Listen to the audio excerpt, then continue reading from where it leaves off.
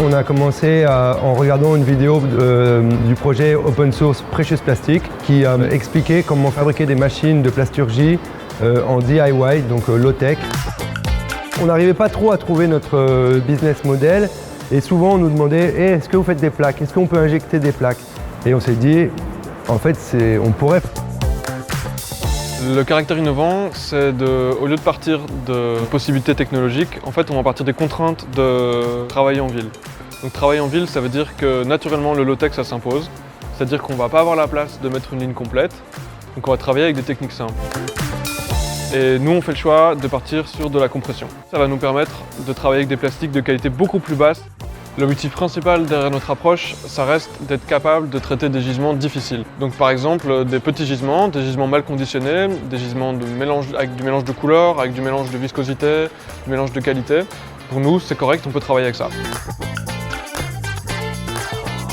Alors on travaille sur 3 types de plastique. Il y a le PS, c'est par exemple les boîtiers de CD.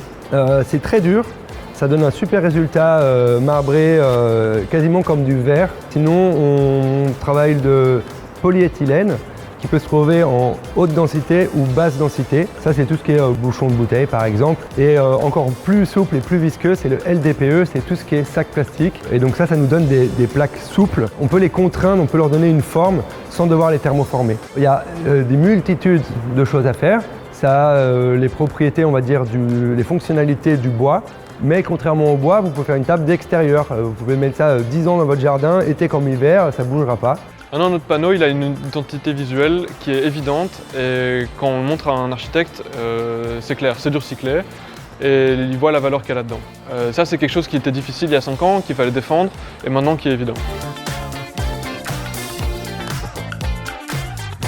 L'essence même de notre société, c'est la circularité, parce qu'on prend du déchet et on essaie de le valoriser en quelque chose qui puisse être utilisable.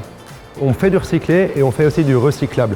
C'est-à-dire qu'on ne va pas mélanger 2 types de plastique et ça, c'est quelque chose à laquelle on tient.